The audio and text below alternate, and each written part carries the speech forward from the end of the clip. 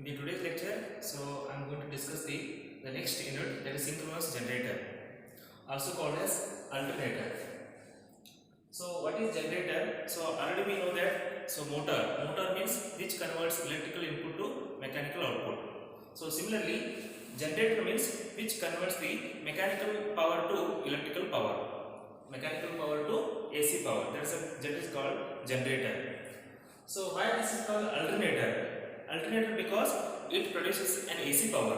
That's why it is called alternator. That's why the name is given alternator for this machine. And why it is called synchronous generator? Because to produce an AC power, so this machine has to run at synchronous speed. So synchronous speed means, so already we know the equation, Ns is equal to, so 120 into N by P. So to produce the AC power, the machine has to run at synchronous speed with the desired frequency. So that's why it is called synchronous generator. Also another name is there, AC generator. In simple, this machine is also called AC generator. AC generator means what? Which converts mechanical to electrical power, and electrical power will be in terms of AC. That's why the name is AC generator. Okay. And now we will discuss the construction and working principle of an alternator. So before going to the construction part, so where the alternators are used.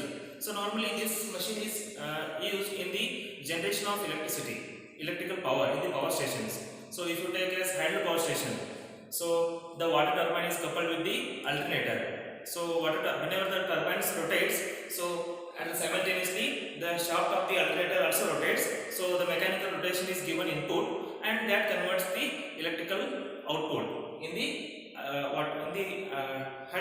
hydro power station. So similarly, if you take another example, thermal power stations, so where the steam turbines is coupled with the alternator, again whenever the turbines rotates, so simultaneously the alternator shaft is also rotates, so mechanical input will be given through turbine and electrical output will be generated in thermal power station. So wherever the power generation of electricity is required, so there the only machine we are using is AC generator. So we have one more machine, that is DC generator.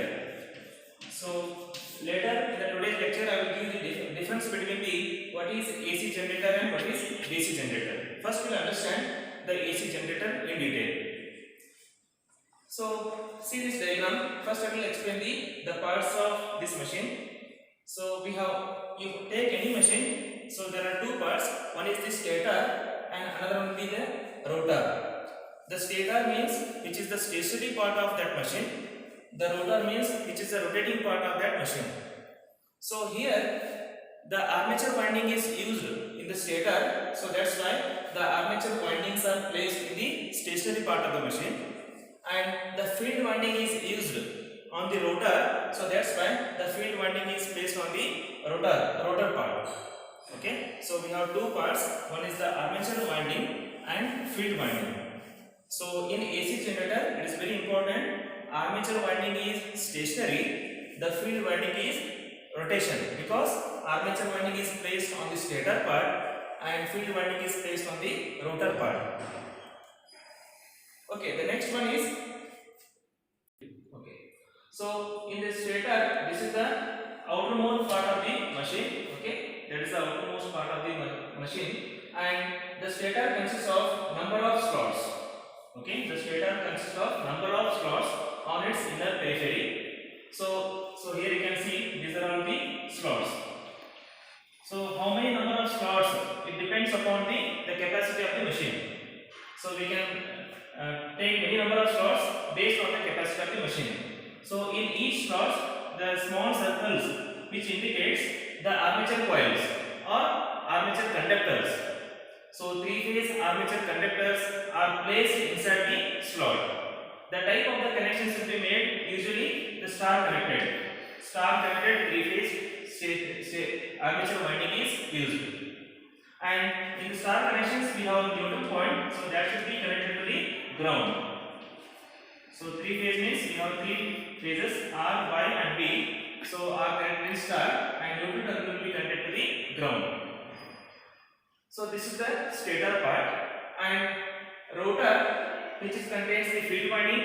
So here the field poles are placed above the outer rim of the rotor core, and for to this field winding, for the excitation of field winding, a separate small DC current will be supplied to the field winding for the excitation purpose or for the energization purpose. So this will be supplied with a separate DC source. So that is called DC excitation.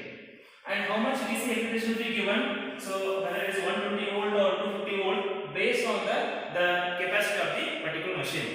So we can give the separate DC source.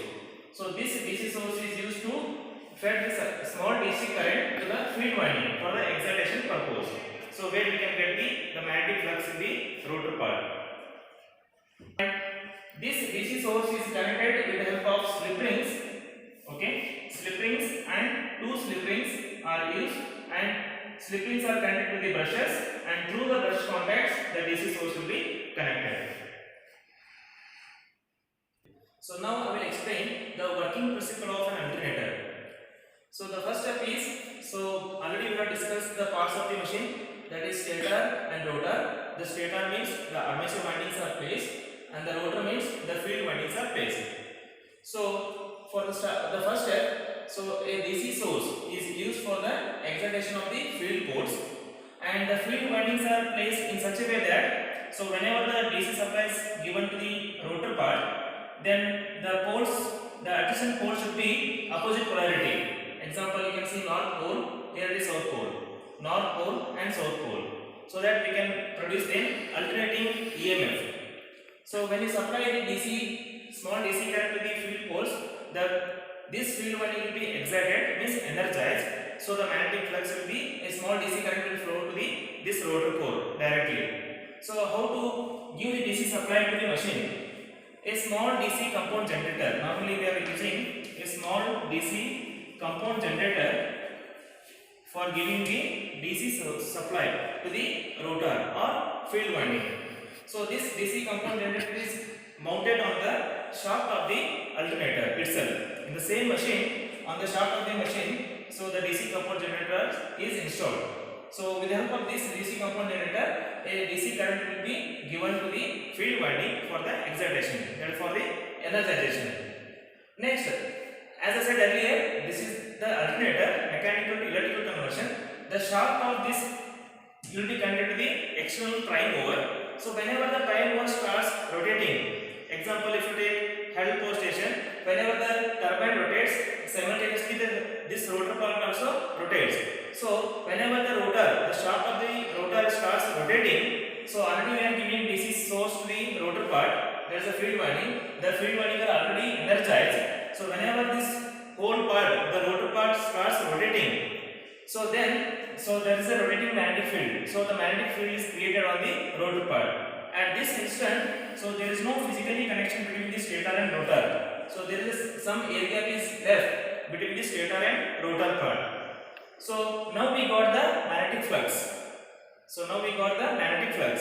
And here we have huge number of armature conductors which are stationary. So large number of conductors or coils are placed on the stator part. So whenever, according to the Faraday's electromagnetic induction, whenever this magnetic flux cuts by the stationary armature conductors, then an EMF is induces. So what the principle says, whenever flux linking with a conductor or coil changes, an EMF is induces in the conductor or coil. So similarly, now we got the magnetic flux. We record mainly three systems. One is the magnetic flux, and second one is the conductor system, and third one is the relative motion between these two. Okay, to produce an EMF in the conductor coil, this is the basic fundamental. We require magnetic flux, we require huge number of coils or conductors, and third one is very important, there is a relative motion between the flux and conductor as per the Faraday's electromagnetic induction. So now we got the magnetic flux by giving the DC source, and the rotor is rotating with the help of the external prime mover. So now the huge number of armature conductors or coils are there on the stator part. So very small area is left between the stator and rotor. So whenever this magnetic flux comes in contact with the armature conductors or stationary coils, so there is a relative motion between the magnetic flux and the conductor. The magnetic flux in this case is rotor and the conductor system is in the stator. So relative motion means whenever this magnetic flux cuts by the stationary armature coils or conductors, and according to the Faraday's electromagnetic induction, an EMF is induced in the conductor or coil. So whenever the EMF is induced in the conductor or coil, so the current will start flowing in the coil or conductor. So that usually in the form of AC. As I said, whatever the EMF is induced, that is in alternating form, because of the field windings are placed in such a way that the poles are placed with opposite polarity. So this already the output is, the current flowing in the stator is already in AC form. So directly this AC output will be taken out from these three terminals because of this three-phase winding. So three terminals will be connected, because I already said the windings are connected in such a way that in star connection. So R by B. So here you can say this is R by B. So each terminal will be taken out from the machine. So already I have mentioned here, this is a three-phase AC output power.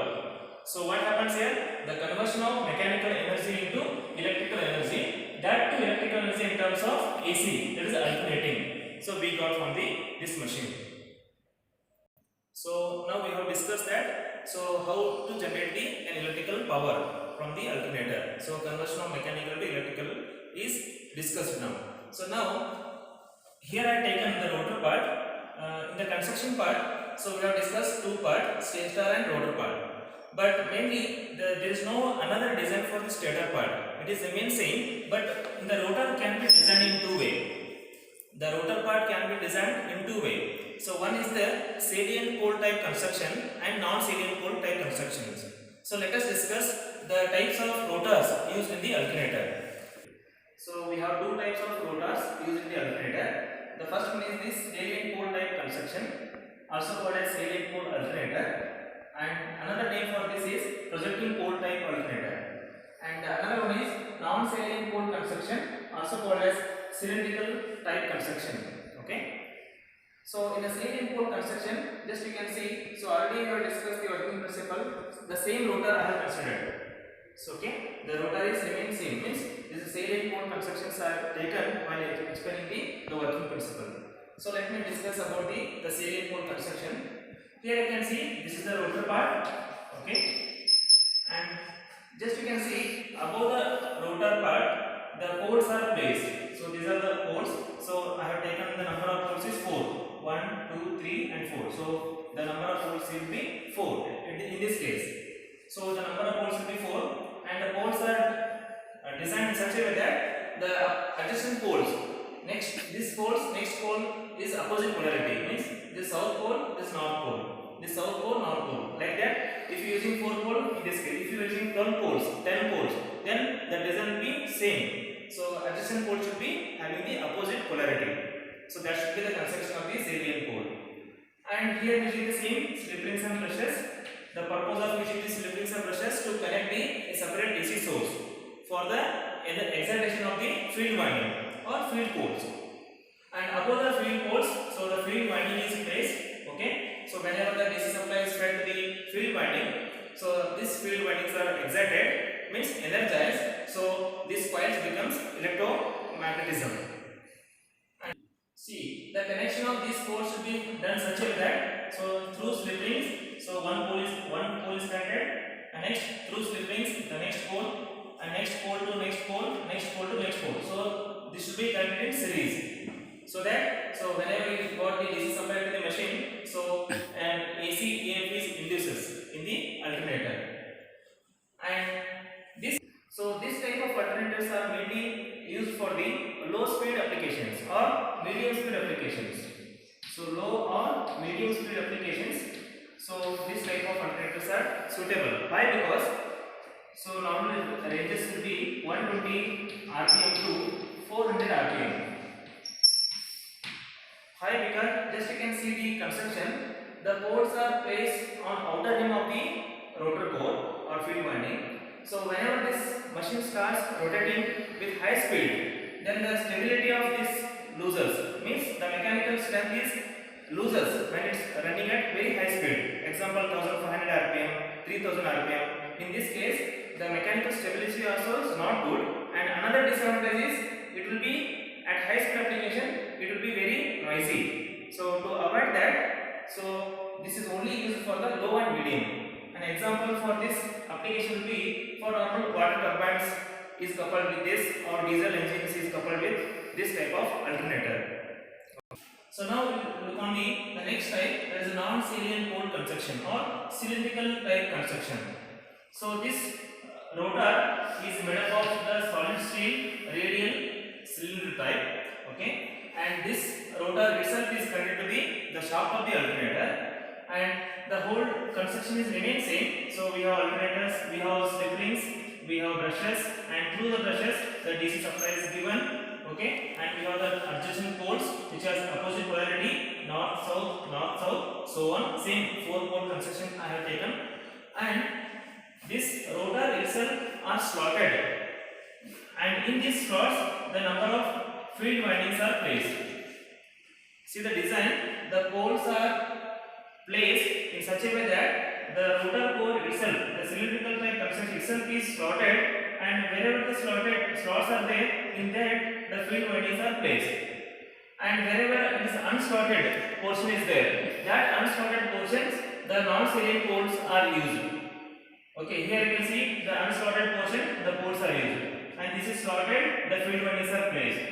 So because of this type of construction, so this is mainly helpful for running at high speed application. Example, normally we are using 1500 rpm or 3000 rpm in the generation of, because if you take the generation of electricity, so then whenever the turbines rotate with high speed, simultaneously the alternator has to rotate. So in that case, so for the application of the generation of power, so this rotor is most widely used in the generation side, because 1500 rpm means 3000 rpm means, then obviously we know the equation A is equal to 120 F by P. So normally in India we have a frequency of 50 Hz standard. So 120 means this is the phase difference between the winding. So R by B, so the phase difference is 120 degree. That is also fixed. That's a balanced system. Frequency is fixed. So only we can change its poles, number of poles. So number of poles are here. So in this case I have taken 4 poles. So if you take 4 pole, then into 50, what you get? 4, 3, so 1500 rpm. So if you use 4 pole, and Ns and P are both are inversely proportional. So if you increase the number of poles here, then obviously the speed of the alternator becomes low or decreases. So to get the high speed, we require for the generation of power, high speed alternators are required. So in that cases, the number of poles should be low as much as possible. So minimum 2 poles should be used. So that's why if you take the P is equal to 2, then if you substitute 2 here, then what we get? Ns is equal to 3000 rpm, which is the highest speed which is possible in case of alternator. 3000 rpm is what? 3000 times rotating per minute. So every minute it rotates 3000 times. So that's the meaning of 3000 rpm. 1500 rpm is 1500 times it rotates per minute. So that is the synchronous speed of the particular machine. So if you compare the salient and non-salient, so this is mechanically strong when it running at high speed, and the noise is also very less, and the centrifugal force when running at high speed, that is also flexible in case of the non-salient pole construction. For high speed applications, this type of rotors are used. Here that becomes non-salient alternator. For low speed applications, this rotor is fixed inside the rotor, so that becomes the non-salient type construction. So this is the construction of an alternator. Okay. So today we have discussed the working principle of an alternator and the construction of an alternator. So this topic is very important. So please go through the diagrams. So draw the diagram neatly and explain all the parts clearly, and the same thing you represent in the exam. So I hope you understood the concept of this synchronous generator, and if you have any doubts, please feel free to write your comment in the comment box. Thank you.